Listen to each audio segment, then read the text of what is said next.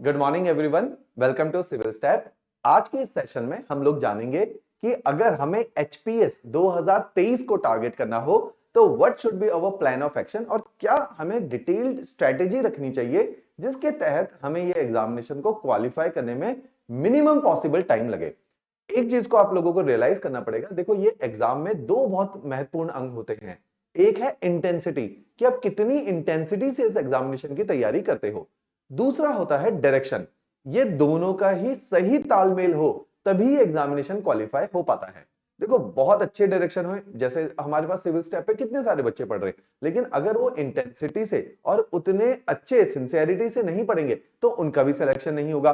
कोई बच्चा बहुत मेहनत कर रहा है, घर पे सेल्फ स्टडी कर रहा है, लेकिन दिशाहीन है, कोई डायरेक्शन नहीं है, कोई स्ट्रेटेजी नहीं है, उसका भी क्लियर नहीं होगा। तो इन दोनों का सही तालमेल से ही सिलेक्शन होता है। तो इसी सही तालमेल के हिसाब से मैं एक डिटेल्ड प्लान ऑफ एक्शन आपके लिए ड्रॉ कर रहा हूं कि अगर किसी बच्चे को अब भी, अदरवाइज अगर कोई मेरे से पर्सनली पूछे तो आई वुड से कि अब लेट है तैयारी करना, फिर भी देर आए तो दुरुस्त है। जब आपको लगे कि अब तैयारी कर लेनी चाहिए तो 2023 के लिए शुरू कर दीजिए। अगले साल जब जनवरी आ जाता है, फरवरी आ जाता है, फिर हम कहते हैं कि भाई अब बहुत लेट हो गई है, अब 2024 के लिए शुरू करो तो आप अच्छे से तैयार हो पाओगे। तो अभी अगर किसी को 2023 के लिए प्लान करना चाहिए तो उसका प्लान ऑफ एक्शन क्या होगा, क्योंकि शायद अब उसके पास खोने के लिए उतना समय नहीं है, वो टाइम वेस्ट करना अफोर्ड नहीं कर सकता या कर सकती है, तो उसको एक सटीक स्ट्रैटेजी चाहिए जिससे पेपर निकलने की संभावनाएं बहुत सरल हो जाए और ज्यादा हो जाए। इस पेपर में, जैसा कि आप लोगों को बेसिक चीजें पता है, इस पेपर में प्रीलिम्स एग्जाम है, मेंस एग्जामिनेशन है और इंटरव्यू एग्जामिनेशन की एक स्टेज है। तो 3 स्टेज प्रोसेस है। इस 3 स्टेज प्रोसेस में आज हम इंटरव्यू की बात नहीं करेंगे कि कैसे पर्सनैलिटी को बिल्ड किया जाए, कैसे पर्सनैलिटी डेवलपमेंट की जाए, वो वाला हमने कई सारे सेशंस में किया है।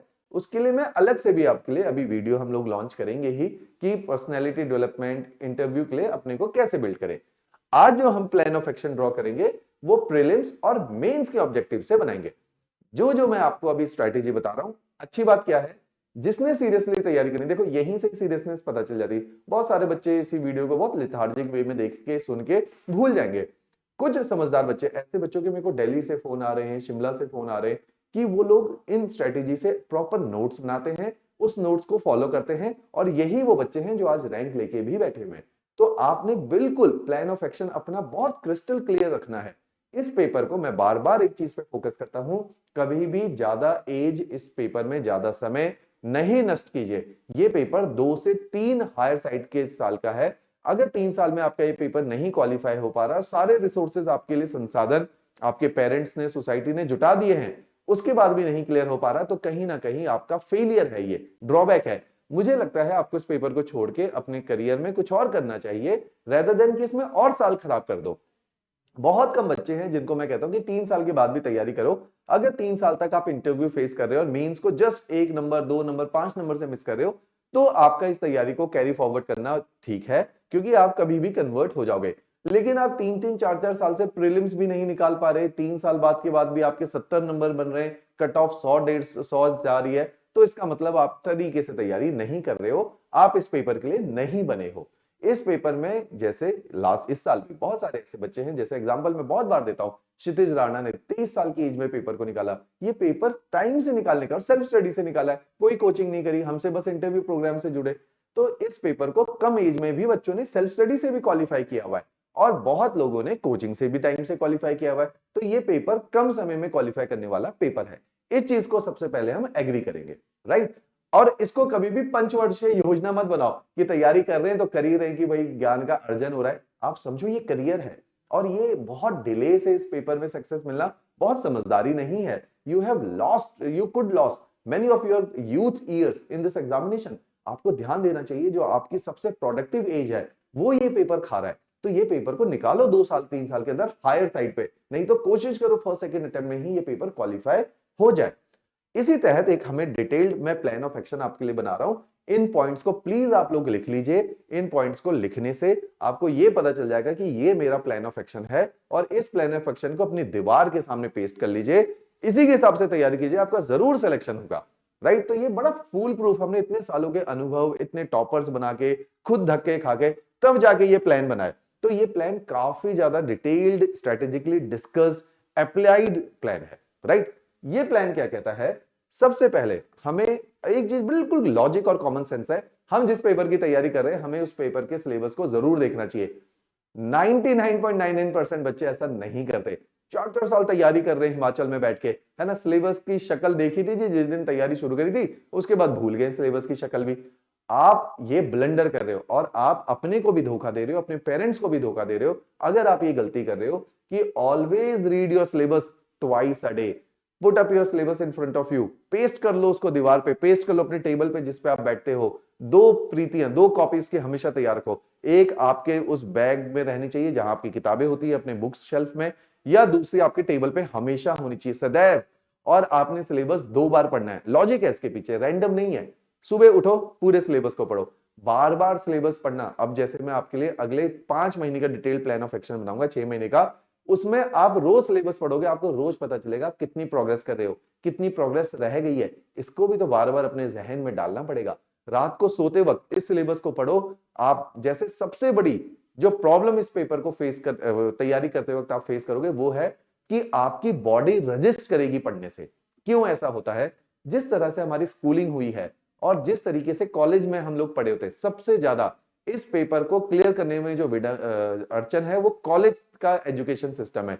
क्योंकि कॉलेज में पेपर्स कैसे सेट करते हैं यूनिवर्सिटी में, कि आपके प्रीवियस ईयर क्वेश्चन उठाए प्रोफेसर ने, उन्हीं में से एक पेपर सेट कर लिया, आपने प्रीवियस ईयर के रट्टे मारे एक रात पहले, आप पास हो गए।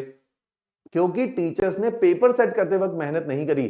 तो आप हमेशा उस तरीके से, आपने तो स्मार्ट वर्क किया, आपने तो एक रात में 6 महीने की मेहनत को सिमटा दिया, आपने स्मार्ट वर्क किया, लेकिन उसकी कीमत भी आपको चुकानी पड़ी। आपको लगातार पढ़ने की जो एक आदत थी स्कूल टाइम पे वो खत्म हो गई है। ये पेपर एक ही चीज डिमांड करता है, सारे टॉपर एक शब्द बोलेंगे, कंसिस्टेंसी। उसको डिटेल में समझो। कंसिस्टेंसी का मतलब है लगातार पढ़ने की आदत। और ये एजुकेशन सिस्टम जैसे हमें कॉलेज में पढ़ाया जाता है, हमारी ये आदत खत्म हो जाती है। तो जिस दिन हम इस पेपर की तैयारी करने का सोचते हैं, सबसे पहले हमारी बॉडी रजिस्ट करेगी। हम सुबह उठ नहीं पाएंगे, हम 8 घंटा पढ़ नहीं पाएंगे, हमारी बॉडी अलाउ नहीं करेगी। हमारी फिजिकल कैपेबिलिटी, मेंटल कैपेबिलिटी और मेंटल स्ट्रेंथ इतनी रह ही नहीं गई, हमारी विल पावर इतनी स्ट्रांग रह नहीं गई कि हम सारी टेम्पटेशन, नींद को छोड़ के, भूख प्यास को छोड़ के, यारों दोस्तों को छोड़ के, व्हाट्सएप को छोड़ के पढ़ ले। तो ये होता है एजुकेशन सिस्टम का फेलियर, जिसकी वजह से आपसे तैयारी हो ही नहीं पाती। तो आपकी बॉडी रेजिस्ट करेगी। अगर आप सिलेबस 2 बार पढ़ते हो, रात को पढ़ रहे हो सोते वक्त, सुबह पढ़ रहे हो, आपके सबकॉन्शियस माइंड में एक चीज हमेशा फीड हो रही है, यार सिलेबस इतना हो गया, इतना रह गया, इतना हो गया, इतना रह गया। हर टाइम ये चीज रहेगी। ये चीज आपको अपने आप सेल्फ डिसिप्लिन में डाल देगी। आपका कहीं शादी ब्याह में जाने की इच्छा नहीं करेगी, कोई आपके फंक्शंस हो रहे उसमें जाने की इच्छा नहीं करेगी, क्योंकि आपके ब्रेन में हमेशा एक ही थॉट, 2 बार आप फीड कर रहे हो, पेपर को क्वालिफाई करना है, सिलेबस देख, पेपर को क्वालिफाई करना है, सिलेबस देख। तो read your syllabus twice a day. ये तो रामबाण है इस पूरी तैयारी का। इससे आपको अभी मैं बताऊंगा अभी और भी क्या इसके बेनिफिट्स हैं। दूसरा है, हमेशा जब भी पढ़ना है, अब आप ये है सागर जैसी तैयारी, 13 सब्जेक्ट्स हैं, हर सब्जेक्ट का विस्तार बहुत ज्यादा है। ये सब्जेक्ट आर्ट्स के सब्जेक्ट है, आपने किया हुआ है बीएससी, बीए भी किया है, तो बीए में जैसे सब्जेक्ट हिमाचल में लगते हैं बच्चे, मैक्सिमम 1 या 2 जीएस के सब्जेक्ट पढ़े होते, इससे ज्यादा इलेक्टिव इंग्लिश, इलेक्टिव हिंदी, एक फिजिकल एजुकेशन, तो कोई काम के सब्जेक्ट रखे नहीं होते। सब्जेक्ट आपने जो पढ़े होते हैं वो 2 से ज्यादा पढ़े नहीं होते बीए वाले ने। बीएससी वाले के तो, या इंजीनियर या डॉक्टर वाले के तो ये सब्जेक्ट किसी भी काम के नहीं है। तो आपने ये सब्जेक्ट पढ़े ही नहीं है, आपको इन सब्जेक्ट का कुछ पता ही नहीं है। आप लोग उठा लेते हो लक्ष्मीकांत, आप उठा लेते हो स्पेक्ट्रम, या कोई एक रद्दी सी किताब जिसमें सारा जनरल स्टडीज एक ही किताब में होता है। आपको लगता है आप बहुत धांसू तैयारी कर रहे हो एचएस की, आप तैयारी से कई किलोमीटर दूर हो, क्योंकि आपको उस पेपर की डेप्थ नहीं पता, उस पेपर की अंडरस्टैंडिंग नहीं पता। तो इन सारी वजहों से आप अपने सोर्सेज कहां से पढ़ना है इसी को आइडेंटिफाई नहीं कर पाते। आधा फेलियर तो यही हो गया। पहला फेलियर एक बच्चा है, पहला फेलियर वो हो गया, हर किसी ने उठ के सोच लिया कि भैया एसडीएम की पोजीशन बहुत अच्छी होती है, लाल बत्ती की गाड़ी मिलती है, डीएसपी बड़ा पावरफुल होता है, चलो डीएसपी बनते हैं। अपनी क्षमता देखी नहीं, जिसको हम कहते हैं कि पहले जान देखो फिर अरमान देखो। अपनी क्षमताओं को देखो, देख लिया तो उन क्षमताओं को बढ़ाने का प्रयास करो, तब जाके एसडीएम और डीएसपी बनो। हम क्या करेंगे, ना तो अपनी क्षमताएं देखेंगे, ना ये देखेंगे एसडीएम डीएसपी में कितनी कैपेबिलिटी होनी चाहिए। हम देखते हैं लाल बत्ती, हम देखते हैं पुलिस की वर्दी, और उसको देख के तैयारी करते हैं, जिसकी वजह से फेलियर होता है। सबसे पहले अपने सिलेबस के कैरेक्टर को पहचानो, अपने पेपर के कैरेक्टर को पहचानो, फिर आप अपने सोर्सेज को पहचानो जहां से सिलेबस को पढ़ना है।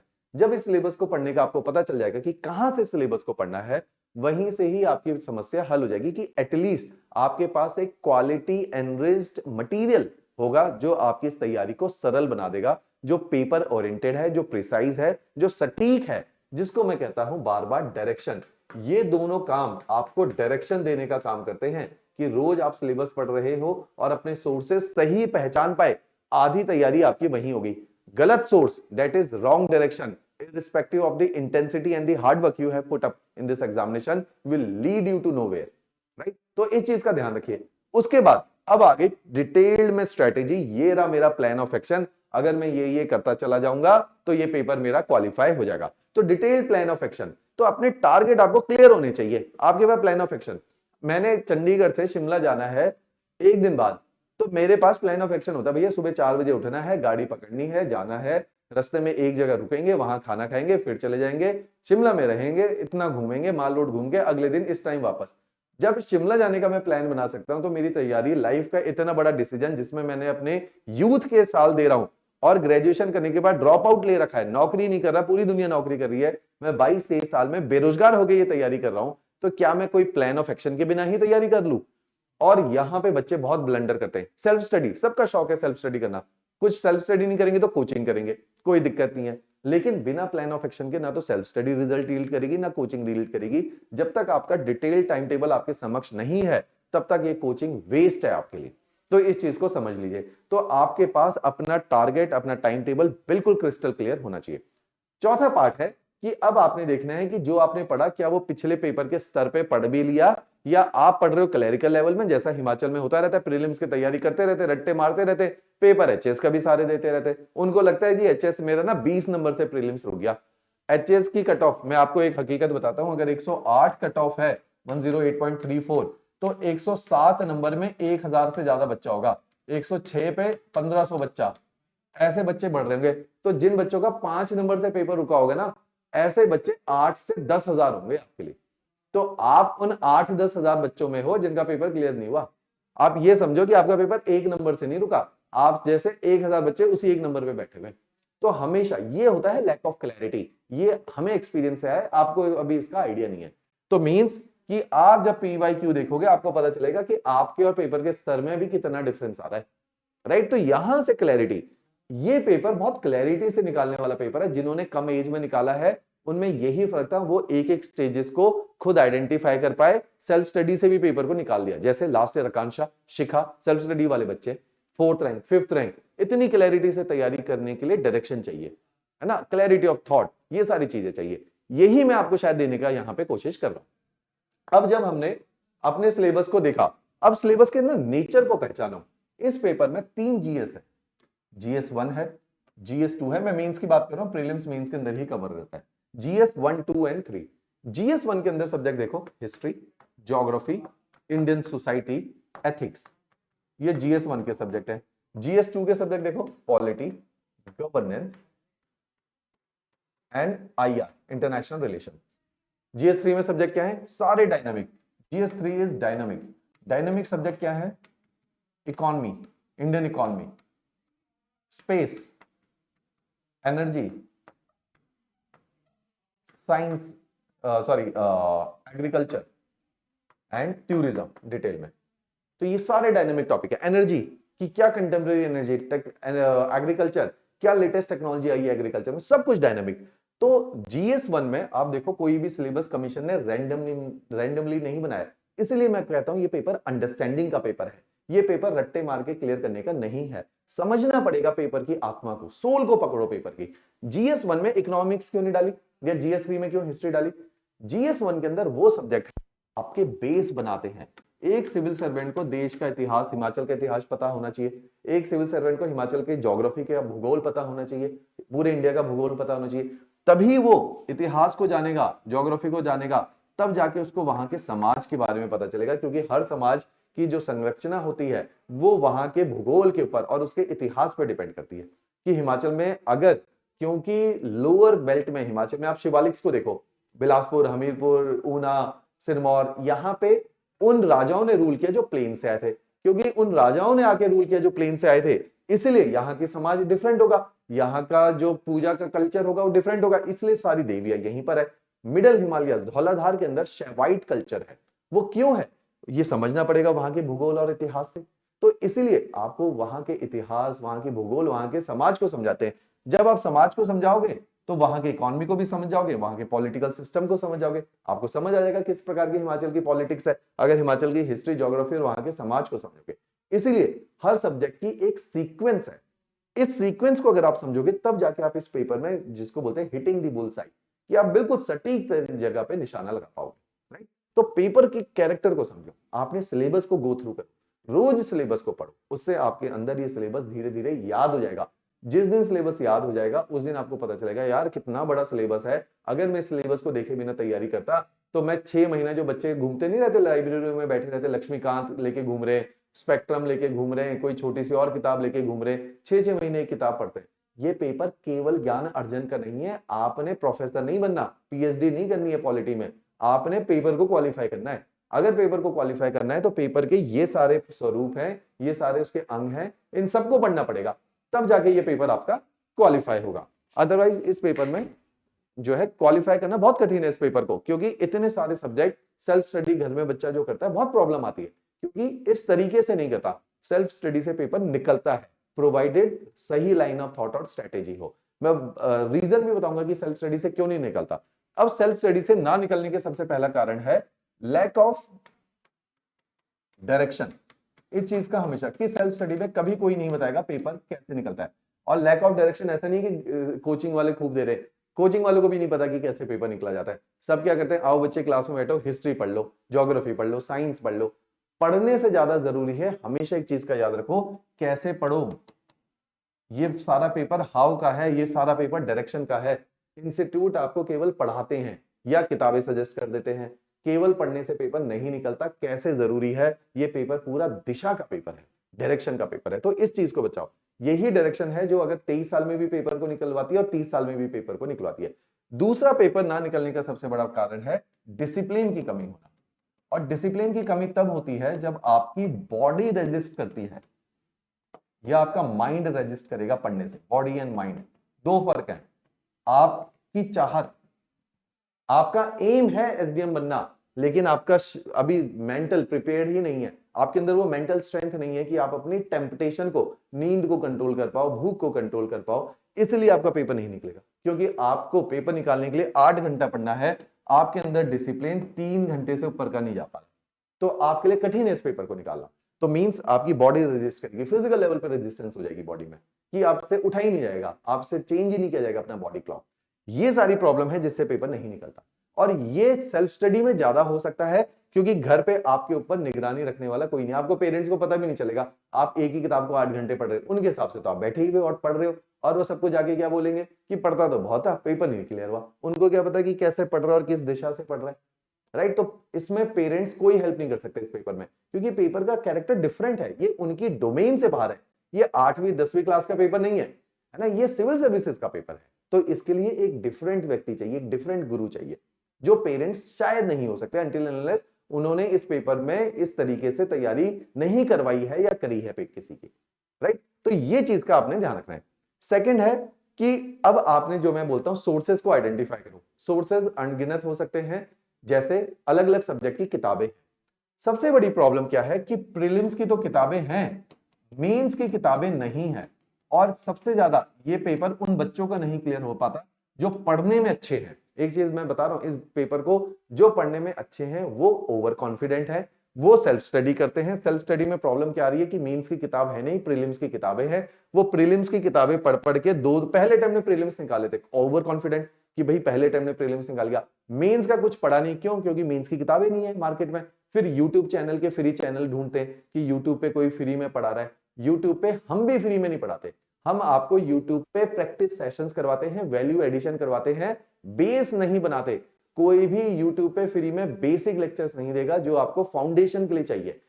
बेसिक फाउंडेशन जो हमारी एनसीईआरटी वो डिफरेंट है, क्लासरूम के लेक्चर आर एंटायरली डिफरेंट। इस लेवल पे कोई भी यूट्यूब में कभी फ्री नहीं पढ़ाएगा। तो इसलिए ये मानो जो मेंस के आप लोग यूट्यूब के लेक्चर देख रहे हो वो आपको एक लेवल तक ही ले जा सकते हैं, वो आपको पेपर क्वालिफाई नहीं करवा सकते, वहां पे भी लिमिटेशन है। तो हम लोग प्रीलिम्स निकालते रहते हैं, मेंस से कोसों दूर है। और ऐसे बच्चे का कभी मेंस नहीं निकल पाता, क्योंकि जब तक वो मेंस के लेवल पे 4 साल में पहुंचेगा तब तक एक नई पौध आ जाएगी जिसने तैयारी करी है बड़े जोर शोर से, बड़े इंटेंसिटी से, दिशा के साथ, वो आपसे आगे निकल जाएगा मिनटों में। तो ऐसे बच्चे के साथ आप कभी कंपीट नहीं कर सकते। इसलिए मैं कहता हूं इस पेपर में कभी भी प्रीलिम्स को मान के तैयारी मत करो, एंड टू एंड। और बहुत सारे कोचिंग इंस्टीट्यूट ऐसी तैयारी करवाते हैं, वो प्रीलिम्स ही पढ़ाते रहते हैं बच्चों को। और ये पेपर प्रीलिम्स पढ़ते रहोगे एचएस के अंदर, मैक्सिमम आप अलाइड निकाल सकते हो, नहीं तो अलाइड और उससे छोटे एग्जाम निकलेंगे जिसमें मेंस का महत्व नहीं है, प्रीलिम्स से पेपर निकलते हैं, जैसे जेओएआईटी, क्लैरिकल, है ना, और बाकी सारे अलग एग्जामिनेशन है हिमाचल के अंदर। Mains is all together a different ball game, तो उसके लिए आपको अपने को बहुत प्रिपेयर करना पड़ता है, इसलिए ये पेपर कठिन है। आप समझो इस पेपर में 2 तरह का कंपटीशन है। 70,000 बच्चे ने एनटी का पेपर भरा है, 70,000 में से 20 बच्चा मेंस के बाद रैंक लाएगा। इसमें से भी जो प्रीलिम्स को क्वालिफाई करेगा वो 400 होगा। 70,000 में से बाकी सारा बच्चा एक ही शॉट में आउट हो गया, केवल 400 रह गया। तो क्वांटिटेटिव कंपटीशन यहां पर है, कि असली छटनी यहां पर है। अब ये जो 400 प्रीलिम्स को निकाल के बैठा है, इसमें थोड़ा दम था कि इसके बाद जो कंपटीशन है वो क्वालिटेटिव है। ये बहुत तोड़ू बच्चे के साथ कंपटीशन है आपका। तो इन 400 में से 380 रिजेक्ट होने वाले जो अच्छे थे, उसमें से 20 बचेंगे। तो 2 लेवल का कंपटीशन झेलोगे, पहले क्वांटिटेटिव फिर क्वालिटेटिव। इसलिए इतने टफ और कॉम्पिटेटिव एग्जामिनेशन में जितनी इसमें इतनी स्टेजेस होती है, उसमें प्रीलिम्स की तैयारी करने वाले इंस्टीट्यूट आपका कभी नहीं क्लियर करवा सकते। इस चीज को आप जान लीजिए। तो हमारी तैयारी प्री और मेंस की होनी चाहिए। सबसे बड़ा प्रॉब्लम है कि मेंस का कंटेंट अवेलेबल नहीं है। जो बच्चे सेल्फ स्टडी से तैयारी कर रहे हैं उन लोगों के लिए सजेस्टेड है कि हमारा एक कंप्लीट स्टडी मटेरियल है जिसमें 5,5200 पेजेस हो चुके हैं, जिसमें प्री और मेंस पूरा एक ही जगह पे सेंट्रलाइज्ड वे में कनेक्टेड है।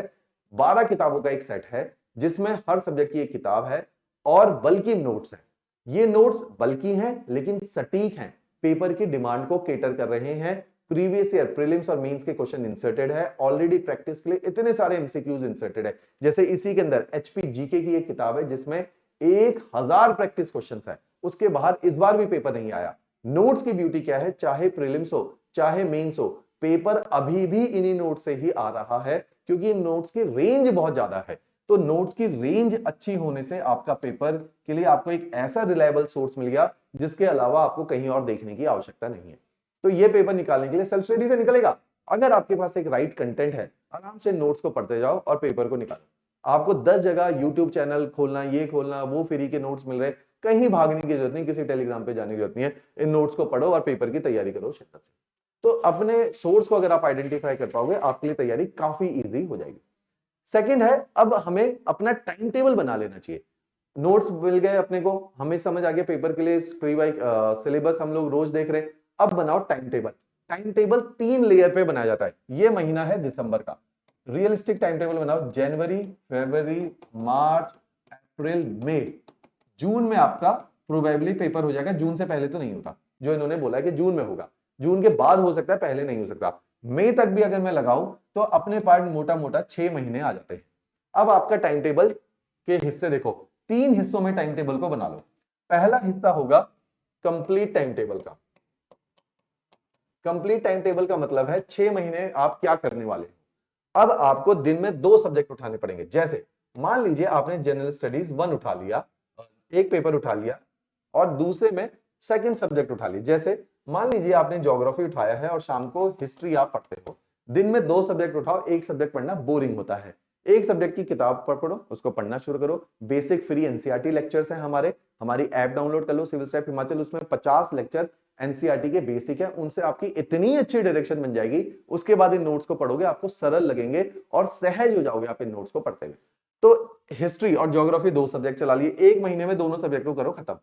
अगले महीने पॉलिटी और इकोनॉमी शुरू करो, इन दोनों को करो खत्म। फिर करो जी एनवायरमेंट और एचपीजी के, क्योंकि एचपीजी के बहुत रट्टा टाइम लगता है, एनवायरमेंट हल्का सब्जेक्ट है, तो एक महीने में ये दोनों वाइंड अप कर लो। फिर पढ़ो जी साइंस और एक सब्जेक्ट पढ़ो आईआर। तो ऐसे करते करते आपने सारे सब्जेक्ट्स को खत्म करना है। अगले 5 महीने, 6 महीने का टाइम है, 5 महीने में सारा सिलेबस आपका वाइंड अप होना चाहिए। 12 सब्जेक्ट है, 5 महीने। कुछ सब्जेक्ट छोटे होते हैं, वर्ल्ड हिस्ट्री 15 दिन में हो जाता है, इंडियन सोसाइटी 15 दिन के अंदर हो जाता है। तो इस तरीके से 5 महीने के अंदर अपना टाइम टेबल बनाओ कि मैंने इन सब्जेक्ट को सुबह के स्लॉट में, इन सब्जेक्ट को शाम के स्लॉट में पढ़ना है। ये आपका 6 महीने का टाइम टेबल है। ये टाइम टेबल एक बार आप बना लोगे तो आपके मन में वर्ड लिख लो, एंजाइटी नहीं होगी। नहीं तो जो तैयारी करता है उसको एंजाइटी होती रहती है, अरे मेरा ये छूट गया, अरे मेरा वो छूट गया, पूरे टाइम दिमाग में कुछ ना कुछ चलता रहता है। उससे आप कॉन्सेंट्रेशन से अपने करंट सब्जेक्ट के ऊपर फोकस नहीं कर पाते। जब आपके पास प्लान ऑफ एक्शन है कि कैसे पढ़ना है, आपको पता है जी 6 महीने बाद आराम से मजे से पढ़े रहेंगे, ये तरीके से पढ़ेंगे, 6 महीने बाद ही तैयार होना, क्योंकि पेपर 6 महीने बाद है। जनवरी में तो पेपर हो नहीं रहा, ना फेब में हो रहा है, तो एंजाइटी काहे की। तो आपने अपने सिलेबस का इस हिसाब से टाइम टेबल डिवाइस कर लिया। ये हो गया आपका डिटेल टाइम टेबल 6 महीने का। इसको छोटा बनाओ मंथ के बेसिस पे, मंथली। अब मंथली टाइम टेबल के अंदर आपने एक और चीज देखनी है कि सी सेट भी तो पढ़ना है और करंट भी पढ़ना है। अब आपने टाइम टेबल बनाया जी, इस महीने मैंने हिस्ट्री और ज्योग्राफी पढ़नी है, तो आपने इसमें बनाया हिस्ट्री ज्योग्राफी के साथ मैं वीकेंड के अंदर जो है जून ऑनवर्ड सिविल स्टैट की मैगजीन पढ़ लूंगा। तो जून ऑनवर्ड आपने मैगजीन पढ़ लेनी है सिविल स्टैट की, ये काम कर लेना है। तो हर वीकेंड में, एक वीकेंड में जून, अगले में जो है जुलाई, अगस्त, सितंबर, अक्टूबर, ऐसे मैगजीन को वाइंड अप करना है। साथ ही साथ अब आपने इसी मंथली टाइम टेबल के अंदर ये बना लिया कि जो जो सब्जेक्ट खत्म होते गए इनकी डेली डेली रिवीजन चलती रहेगी। साथ ही साथ अब आपने देख लिया कि अगर मेरे को टाइम अलाउ करेगा तो क्यों नहीं मैं वीकेंड के अंदर सी सेट की भी प्रैक्टिस करना शुरू करूं जो वीक है, राइट। तो उसके लिए भी आपने अपने जो है कुछ ना कुछ प्रावधान करने हैं। अब ये मंथली टाइम टेबल आपके डेली टाइम टेबल में कन्वर्ट हो गया कि डेली टाइम टेबल आपने बना लिया, एक महीने के अंदर ये मेरे टारगेट है। अब मेरी दिनचर्या क्या होगी, डेली टाइम टेबल देखो, दिन का एक हिस्सा आपका ज्योग्राफी में पढ़ने में जा रहा है जो है 3 घंटा, क्योंकि ज्योग्राफी पढ़ना भी है और उसके नोट्स भी बनाने हैं। और नोट्स की ब्यूटी क्या है कि नोट्स अगर सेंट्रलाइज्ड नहीं हुए तो नोट्स किसी काम के नहीं है। तो नोट्स को सेंट्रलाइज्ड वे में बनाइए। तो नोट्स की सेंट्रलाइजेशन और मैनेजमेंट पे काम कीजिए। Notes management itself is a very challenging task. आधे बच्चों का सिलेक्शन इसलिए नहीं हो पाता क्योंकि नोट्स मैनेज नहीं कर पाते। तो नोट्स की मैनेजमेंट नहीं हो पाएगी तो सारी पढ़ाई वेस्ट हो जाएगी। 1 साल का पेपर 3 साल में जाके क्लियर होगा। दूसरी बात, आपने हिस्ट्री के साथ भी ऐसा ही करना है। दिन के 3 घंटे से 4 घंटे दूसरा सब्जेक्ट, कोई भी हो सकते हैं 2 सब्जेक्ट, दूसरे सब्जेक्ट को देने, सेम उसके भी नोट्स बनेंगे, उसकी भी मैनेजमेंट करनी है। नोट्स कहां से बनाने हैं, हमने जो बुकलेट्स दी है उसी में से रिफाइंड नोट्स बनाने शुरू करो। साथ ही साथ उसमें प्रैक्टिस के लिए एमसीक्यू है, जो सब्जेक्ट पढ़ा उसी के शाम को एमसीक्यू की प्रैक्टिस करो और देखो कि आप कितना समझ पाए हो इन नोट्स को। वो आपकी सेल्फ असेसमेंट है। ऐसे ही जब बाद में हमारी टेस्ट सीरीज जो लॉन्च हो चुकी है उसको ज्वाइन करोगे तो उससे और अच्छी असेसमेंट हो पाएगी डिटेल में। वो टेस्ट सीरीज बेहतर है, हमारे सेंटर चंडीगढ़ में आके लिखो, राइट। तो इस तरीके से आपने टेस्ट सीरीज देनी है। तो आपने डेली टाइम टेबल, अब टाइम टेबल का एक हिस्सा है न्यूज़पेपर। न्यूज़पेपर से कभी भी नोट्स नहीं बनाने। Newspaper is for the sake of developing your understanding. Understanding को डेवलप करो, चीजों को समझो, इस नजरिए से नोट्स न्यूज़पेपर को पढ़ो। तो ऐसे नोट्स न्यूज़पेपर आप लोगों ने पढ़ना है। न्यूज़पेपर से नोट्स नहीं बनाने हैं, करंट अफेयर नहीं निकालने हैं। हमारी मैगजीन प्री और मेंस के लिए मोर देन सफिशिएंट है, उसके बाद पेपर नहीं आता। न्यूज़पेपर से आपको कभी न्यूज को एक्सट्रैक्ट करना नहीं आएगा। न्यूज़पेपर कैसे पढ़ना है इसकी समझ आएगी जो मैंने आपको बोला था, रोज सिलेबस पढ़ना। क्योंकि आप रोज सिलेबस पढ़ रहे होगे, साथ में सब्जेक्ट पढ़ रहे होगे, अब आपको पता चल जाएगा जी सिलेबस के साथ और सब्जेक्ट के साथ किस प्रकार से न्यूज को रिलेट किया जाता है। इस तरीके से न्यूज को पढ़ा जाता है। तो आपने न्यूज को साइमल्टेनियसली पढ़ना है। तो इस तरीके से आपका एक डेली टाइम टेबल है। फिर डेली टाइम टेबल का एक हिस्सा है जिसमें आप रोज रिवीजन किया करोगे। जिसमें मान लो ये दिसंबर का महीना गुजर गया, आपने हिस्ट्री और ज्योग्राफी पढ़ लिया, अगला महीना आ गया जिसके अंदर आप इकोनॉमिक्स और साइंस पढ़ रहे हो या पॉलिटी पढ़ रहे हो।